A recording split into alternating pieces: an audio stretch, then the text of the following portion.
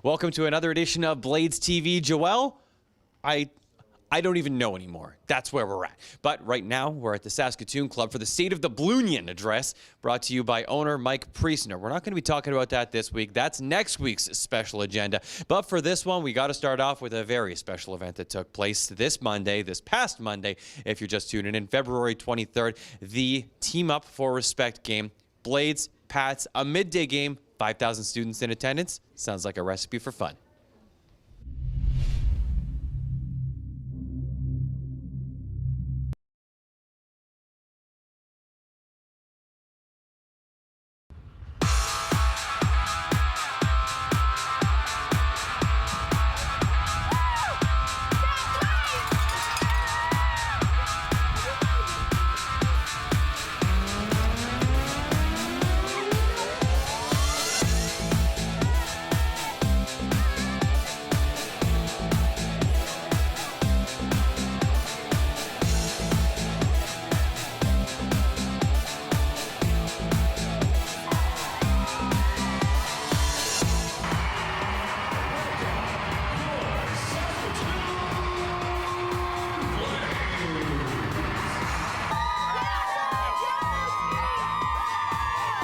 Oh my goodness, they were so excited. We have some kids that are able to go to Blades games all the time or fairly regularly, but we have some other kids in our community that this is their first Blades game, and so it's just an amazing experience for them. They're super hyper. Over 6,000 kids are here at the first annual Team Up for Respect for the Blades. How are you guys doing? Yeah! Are you guys learning things? Yeah! Give me a Go Blades Go! Go Blades Go! You know what, this has been a fabulous day. The excitement in this arena right now is unbelievable.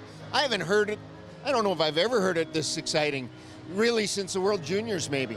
And to see this many kids paying attention, looking at what's going on, and they're actually paying, like when you look at the monitors, you see the kids looking around, looking in their activity books.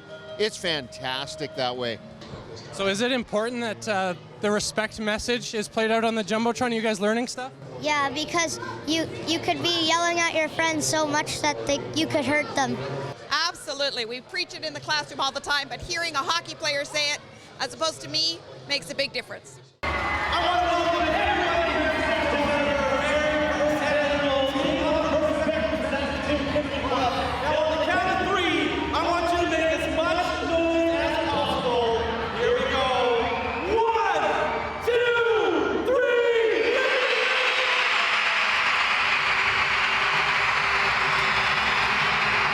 Oh my goodness, I cannot believe it, like having 6,000 kids in here screaming in addition to our regular fans. I've worn out my voice just thanking them for being here. Graham with goals in back-to-back games for McKechnie. Tried to pass one through. Now gets it through himself. Working in back. He scores!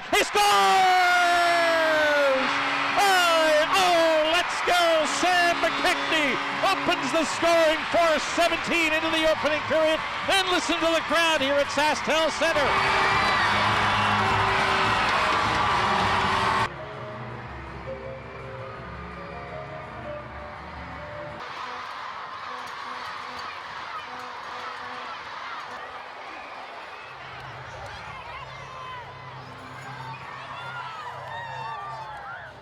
We've got role models so the kids' hockey heroes can be up on the big screen sharing real important messages with them.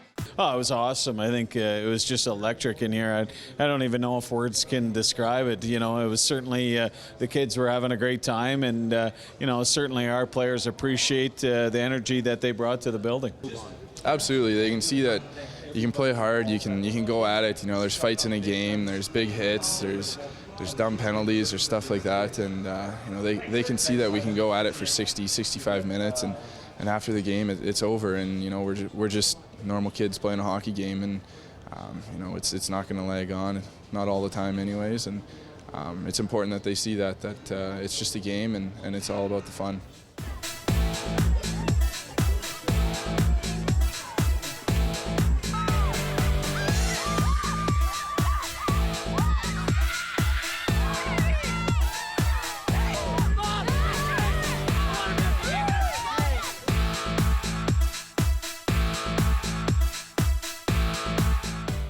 It was one heck of a game, and we have the highlights for you right now. Almost hard to hear you. I even heard a comment down here that this might be louder than the Grey Cup. Up with it there in the left wing corner. Now Krupich takes it away and outlets for Ryan Graham. Graham with goals in back-to-back games for McKechnie. Tried to pass one through. Now gets it through himself. Working in backhand shot. He scores! Back-to-back games for McKechnie. Tried to pass one through. Now gets it through himself. Working in backhand shot. He scores! Let's go! Sam one through. Now gets it through himself. Working in backhand shot. He scores! Let's go! Sam Williams touches it into the corner. Martin bumps there with Mortlock. Picked up by McCammon. Up high, Hobbs the shot, hits traffic in front. Loose puck, McCammon, and a big save. High, Hobbs the shot, hits traffic in front. Loose puck, McCammon, and a big save. Bumps there with Mortlock. Picked up by McCammon. Up high, Hobbs the shot, hits traffic in front. Loose puck, McCammon, and a big save. 21st overall at 15.2% proficiency. Here's a steal, Stoven in front, scores! Hey, Brett Stoven outworked two Pats behind the goal. At 15.2% proficiency. Here's a steal, Stoven in front, scores!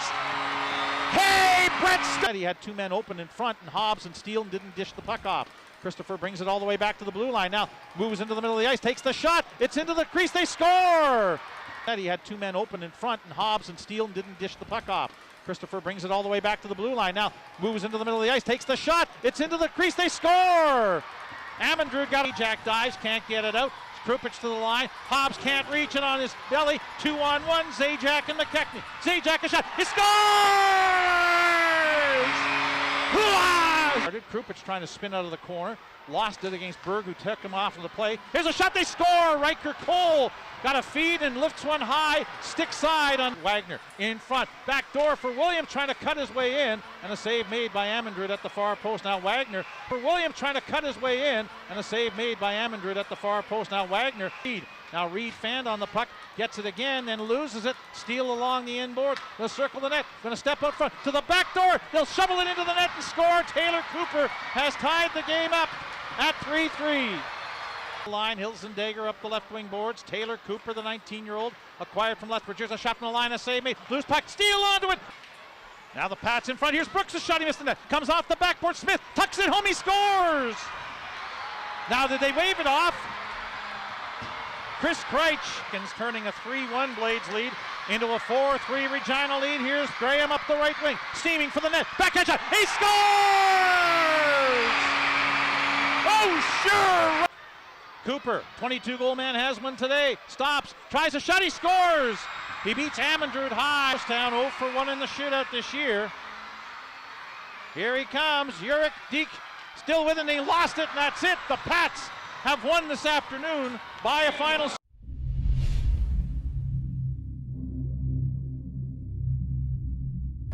Yeah, I think so. I mean, certainly it's disappointing we lost. I thought we played a lot better than we did the other night, and you know, the one I thought was really good for us is when they got up 4-3, we didn't quit. You know, we stayed with it, and found our way to get a point.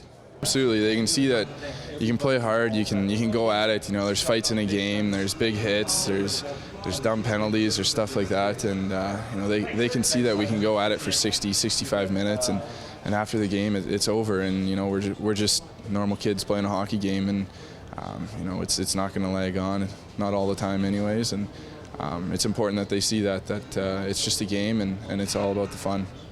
Oh, it was awesome. I think it was just electric in here.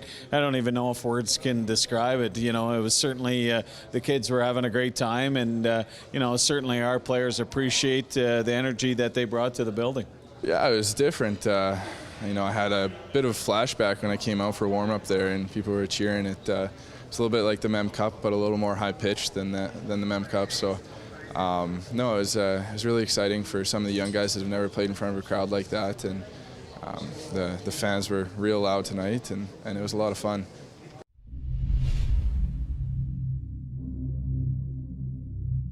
The 2015 Canadian Winter Games going on right now in Prince George, British Columbia, and the Blades have 7 prospects representing their respective provinces. With more, here's the Saskatchewan Egg Producers Farm Report.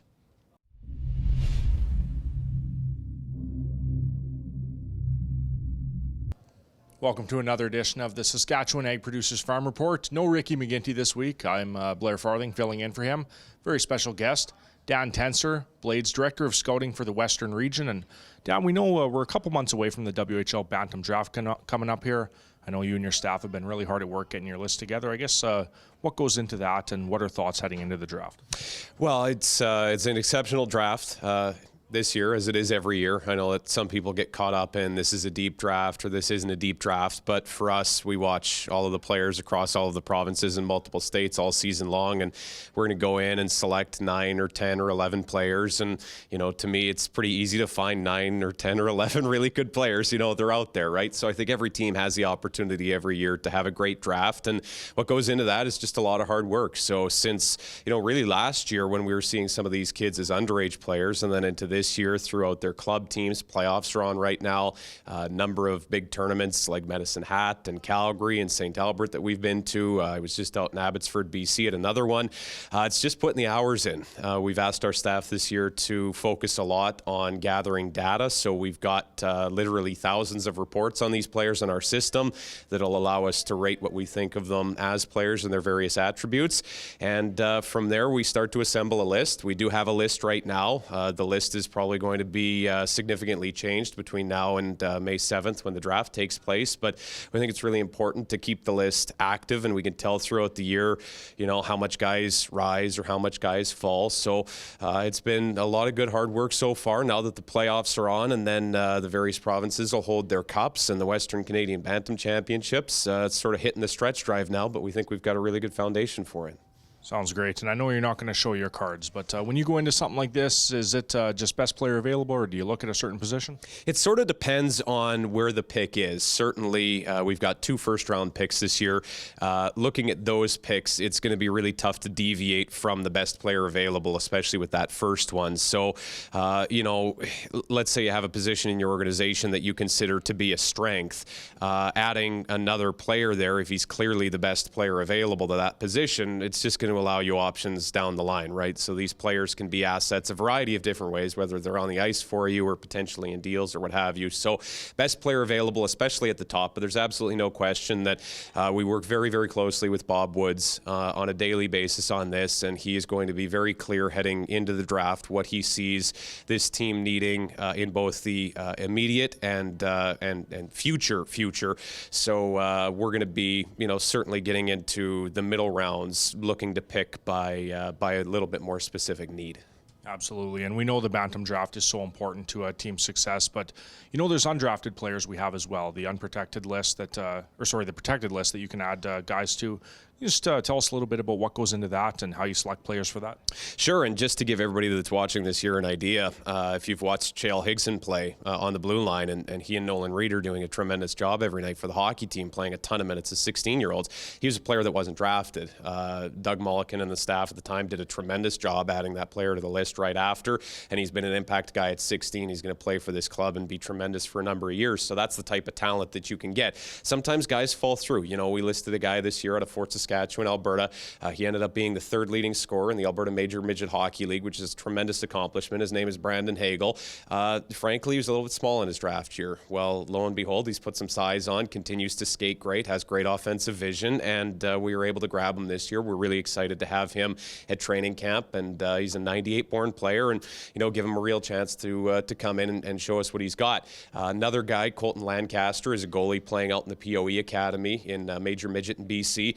He's 6'3 1/4", and we still think he's growing. And the exciting thing about that young man, also a 98 born, is that he moves like he's 5'5". He's a big guy that moves extremely well, and we're excited to have him.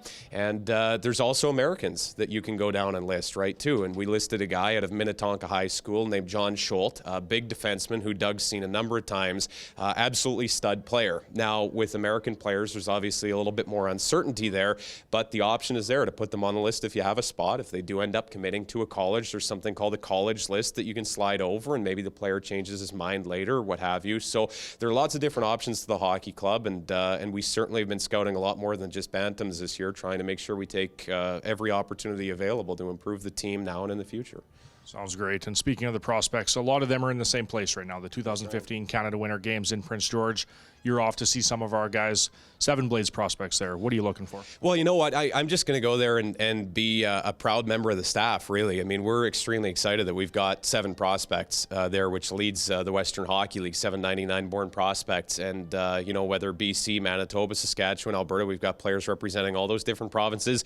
I'm just going to go there and be really excited for them and really happy. Obviously, from an evaluation standpoint, these players are playing against the best peers at their level. So how they stack up is going to be really important. I've already seen Logan Christensen play a couple solid games on TV. Josh Patterson has had a couple great games. Doran Luden got the start for Team BC last night.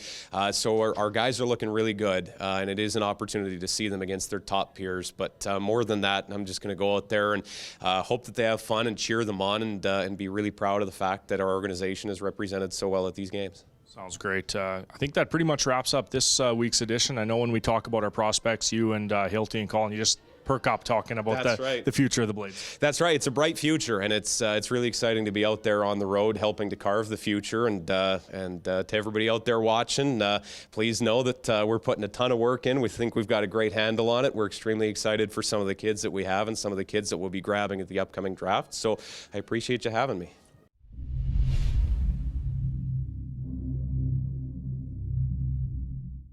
This portion of Blades TV is brought to you by CIBC, the official bank of the Blades. Oh, Brett Stoven and McKechnie share a page in here. Well, you have a segment we like keeping going. It's called Blades Trivia, and 2 rookies are battling for the trophy in this week's edition.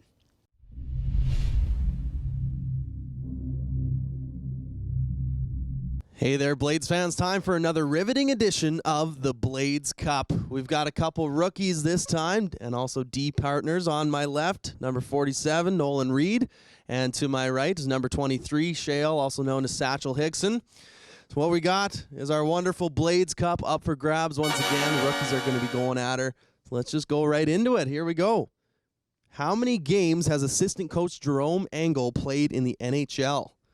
If you didn't know, he's quite the star in the NHL. So how many games has he played? We got A, 125, B, 200, C, 100, or D, 75. Shale, let's start with you. I'm going to go C, 100. C, 100. All right. What about you, Nolan? I'm going to go A, 125. Final answer. That is his final answer. Well, guess what? Shale, you got the right answer. It is 100. Jerome Engel, he's played 100 NHL games, right on the nose. 1-0 Higson to start. Moving on to question 2. Which WHL team has been to the Memorial Cup the most times? All right, is it A, the Portland Winterhawks, B, the Regina Pats, C, the Kamloops Blazers, or D, the Kelowna Rockets? Nolan, we're heading to you again. I'm going to go with A again. A again. Final answer? Yeah, final answer. Final answer, the Portland Winterhawks. What do you think, Shale? I'm going to go with the Regina Pats. The Regina Pats? That would be correct. Shale jumps up to a 2-0 lead. Nolan, you're falling behind here. You got to step it up. All right. What is our next question? This is another tough one. You guys got to know your Blades history for this one. Who holds the record for most points as a rookie? Is it A, Lane Lambert, B, Wendell Clark, C, Frank Bonham, or D, Bernie Federko? We're going to go to you, Shale, here. What do you think? I'm going to go with Wendell Clark. Wendell Clark, solid answer. What do you think, Nolan? I'm gonna go with A again. He's sticking with A, Lane Lambert. A is working for you now. It's Lane Lambert. All right. 2-1. All right, we're gonna see what happens here. Last question. Former Blade Jerry Pinder co-owns the WHL record for points in a game. How many did he have in that game? Is it A, 10, B, 9, C, 12, or D, 13? Nolan, I'm going to head back to you. It's A. It's 10. It's A10. What do you think, Shale? I'm going to go with C12. C12. Nolan, you stuck with A throughout the whole time. And that was correct. You got 2 out of 4. Shale, we're tied. Okay. Now, if you guys were peeking, this might be a little different. But we're going to go to a tiebreaker question here. Okay? Closest to the answer. You can go over, you can be under. But the closest to the answer is going to win. It's coming down to the wire here, boys. How many games have the Blades played in their entire franchise's history? What do you think, Shale? Oh my God. Okay. 5,800. 5,800. We got a 51 and a bit here, 51 seasons. What do you think, Nolan? 3,200. 3,200 and 5,000 for Shale. What's it going to be? Right here, Nolan Reed coming from behind. The actual answer was 3,152. You're only 48 off. Shale, unfortunately, you lost the lead. And you know, what do you got? Any final words from your D partner here? Next challenge, I'm going to come ready. I'm going to come prepared, and I think I'm going to beat him 4-0 next time. Clean sweep. Nolan, you came from behind. Last words, what does it mean to win the Blades Cup? It's quite an honor, I bet. Oh, yeah, very big honor. Big honor to beat Higgsy, too. He's a smart fella, but I came out on top, which is good. Well, right on, guys. Thanks for playing. We're going to be back once again with another edition of the Blades Cup sooner or later.